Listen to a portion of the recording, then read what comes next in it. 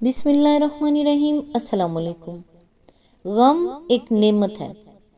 اگر اللہ تعالیٰ نے تمہیں دنیا کے ہاتھوں توڑ دیا ہے تو اصل میں وہ تمہیں اپنے قریب لانا چاہتا ہے اور تمہیں یہ احساس دلانا چاہتا ہے کہ تمہارا میرے سوا کوئی مددگار نہیں۔ یہ سب وقتی رشتے ہیں، آخر میں سب تمہیں چھوڑ جائیں گے۔ اللہ تو انسان کے ساتھ ہمیشہ رہتا ہے اور ہمیشہ رہے گا، تو اصل میں تمہارا ٹوٹنا اللہ سے ملنے کا ایک بہانہ تھا۔ جو غم تمہیں اللہ سے ملوا دے وہ غم نہیں، نعمت ہے۔ آج انشاءاللہ سورہ العصر کی آیت نمبر 3، جس کی تفسیر پچھلی 2 ویڈیو سے چلی آ رہی ہے، آج انشاءاللہ وہیں سے سٹارٹ کریں گے جہاں سے پچھلی ویڈیو میں سلسلہ ٹوٹا تھا۔ اعوذ باللہ من الشیطان الرجیم، بسم اللہ الرحمن الرحیم۔ نمبر 3، آخرت کو ماننا، اس حیثیت سے کہ انسان کی موجودہ زندگی پہلی اور آخری زندگی نہیں ہے، بلکہ مرنے کے بعد انسان کو دوبارہ زندہ ہو کر اٹھنا ہے۔ اپنے ان اعمال کا جو اس نے دنیا کی اس زندگی میں کیے ہیں خدا کو حساب دینا ہے، اور اس محاسبے میں جو لوگ نیک قرار پائیں انہیں جزا اور جو بد قرار پائیں ان کو سزا ملنی ہے۔ یہ ایمان، اخلاق اور سیرت و کردار کے لیے ایک مضبوط بنیاد فراہم کر دیتا ہے جس پر ایک پاکیزہ زندگی کی عمارت قائم ہو سکتی ہے۔ ورنہ جہاں سرے سے یہ ایمان ہی موجود نہ ہو، وہاں انسان کی زندگی خواہ کتنی ہی خوشنما کیوں نہ ہو، اس کا حال ایک بے لنگر کے جہاز کا سا ہوتا ہے جو موجوں کے ساتھ بہتا چلا جاتا ہے اور کہیں قرار نہیں پکڑ سکتا۔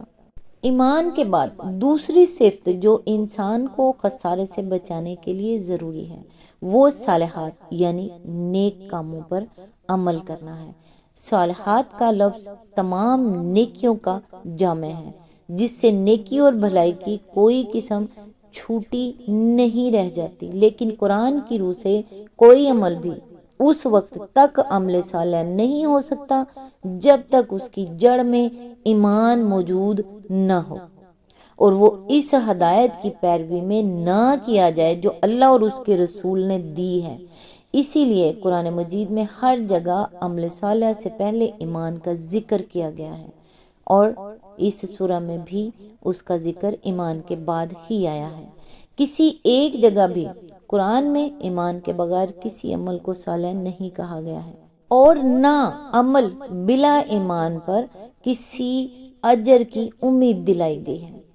دوسری طرف یہ بھی ایک حقیقت ہے کہ ایمان وہی معتبر اور مفید ہے جس کے صادق ہونے کا ثبوت انسان اپنے عمل سے پیش کرے، ورنہ ایمان بلا عمل صالح محض ایک دعویٰ ہے جس کی تردید آدمی خود ہی کر دیتا ہے جب وہ اس دعوے کے باوجود اللہ اور اس کے رسول صلی اللہ علیہ وآلہ وسلم کے بتائے ہوئے طریقے سے ہٹ کر چلتا ہے۔ ایمان اور عمل صالح کا تعلق بیج اور درخت کا سا ہے۔ جب تک بیج زمین میں نہ ہو کوئی درخت پیدا نہیں ہو سکتا، لیکن اگر بیج زمین میں موجود ہو اور کوئی درخت پیدا نہ ہو رہا ہو تو اس کے معنی یہ ہے کہ بیج زمین میں دفن ہو کر رہ گیا۔ اسی بنا پر قرآن پاک میں جتنی بشارتیں بھی دی گئی ہیں انہی لوگوں کو دی گئی ہیں جو ایمان لا کر عمل صالح کریں، اور یہی بات اس سورہ میں بھی کہی گئی ہے کہ انسان کو خسارے سے بچانے کے لیے جو دوسری صفت ضروری ہے وہ ایمان کے بعد صالحات پر عمل کرنا ہے۔ بالفاظ دیگر عمل صالح کے بغیر محض ایمان آدمی کو خسارے سے نہیں بچا سکتا۔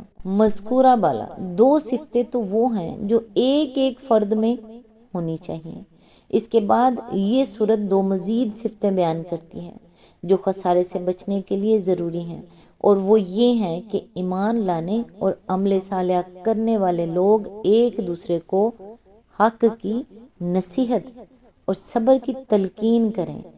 اس کے معنی یہ ہیں کہ اول تو ایمان لانے اور نیک عمل کرنے والوں کو فرد فرد بن کر نہیں رہنا چاہیے، بلکہ ان کے اجتماع سے ایک مومن اور صالح معاشرہ وجود میں آنا چاہیے۔ دوسرے، اس معاشرے کے ہر فرد کو اپنی یہ ذمہ داری محسوس کرنی چاہیے کہ وہ معاشرے کو بگڑنے نہ دے، اس لیے اس کے تمام افراد پر یہ فرض عائد ہوتا ہے کہ وہ ایک دوسرے کو حق اور صبر کی تلقین کریں۔ حق کا لفظ باطل کی ضد ہے اور بالعموم یہ دو معنوں میں استعمال ہوتا ہے، ایک صحیح اور سچی اور مطابق عدل و انصاف اور مطابق حقیقت بات، خواہ وہ عقیدہ ایمان سے تعلق رکھتی ہو یا دنیا کے معاملات سے۔ دوسرے، وہ حق جس کا ادا کرنا انسان پر واجب ہو، خواہ وہ خدا کا حق ہو یا بندوں کا حق یا خود اپنے نفس کا حق۔ بس ایک دوسرے کو حق کی نصیحت کرنے کا مطلب یہ ہے کہ اہل ایمان کا یہ معاشرہ ایسا بے حس نہ ہو کہ اس میں باطل سر اٹھا رہا ہو اور حق کے خلاف کام کیے جا رہے ہوں، مگر لوگ خاموشی کے ساتھ اس کا تماشا دیکھتے رہیں، بلکہ اس معاشرے میں یہ روح جاری و ساری رہے کہ جب اور جہاں بھی باطل سر اٹھائے، کلمہ حق کہنے والے اس کے مقابلے میں اٹھ کھڑے ہوں، اور معاشرے کا ہر فرد صرف خود ہی حق پرستی اور راست بازی اور عدل و انصاف پر قائم رہنے اور حقداروں کے حقوق ادا کرنے پر اکتفا نہ کرے، بلکہ دوسروں کو بھی اس طرز عمل کی نصیحت کرے۔ یہ وہ چیز ہے جو معاشرے کو اخلاقی زوال و انحطاط سے بچانے کی ضامن ہے۔ اگر یہ روح کسی معاشرے میں موجود نہ رہے تو وہ خسران سے نہیں بچ سکتا، اور اس خسران میں وہ لوگ بھی آخر کار مبتلا ہو کر رہتے ہیں جو اپنی جگہ حق پر قائم ہوں مگر اپنے معاشرے میں حق کو پامال ہوتے دیکھتے رہیں۔ یہی بات ہے جو سورہ مائدہ میں فرمائی گئی ہے کہ بنی اسرائیل پر حضرت داؤد علیہ السلام اور حضرت عیسیٰ علیہ السلام ابن مریم کی زبان سے لعنت کی گئی، اور اس لعنت کی وجہ یہ تھی کہ ان کے معاشرے میں گناہوں اور زیادتیوں کا ارتکاب عام ہو رہا تھا اور لوگوں نے ایک دوسرے کو برے افعال سے روکنا چھوڑ دیا تھا۔ آیت نمبر 78 to 79۔ پھر اسی بات کو سورہ اعراف میں اس طرح بیان فرمایا کہ بنی اسرائیل نے جب کھلم کھلا سبت کے احکام کی خلاف ورزی کر کے مچھلیاں پکڑنی شروع کر دی تو ان پر عذاب نازل کر دیا گیا، اور اس عذاب سے صرف وہی لوگ بچائے گئے جو اس گناہ سے روکنے کی کوشش کرتے تھے۔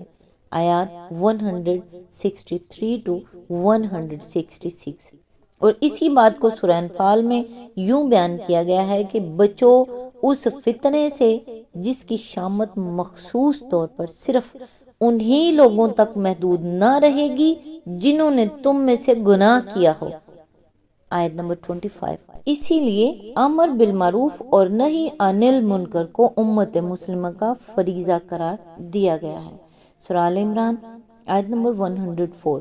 اور اس امت کو بہترین امت کہا گیا ہے جو یہ فریضہ انجام دے۔ سورہ آل عمران آیت نمبر 110۔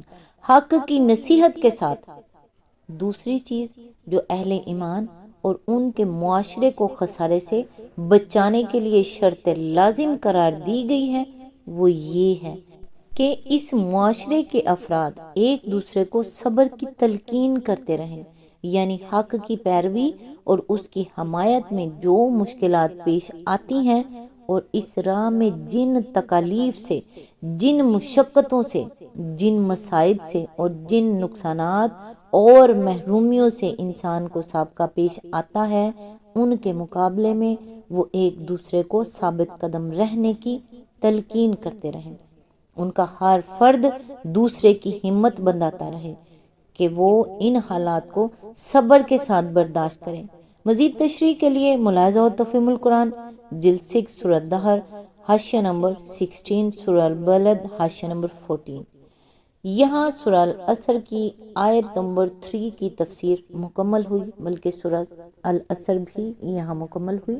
نیکسٹ انشاءاللہ سورہ الحمزہ کی آیت نمبر 1 سے سٹارٹ کریں گے۔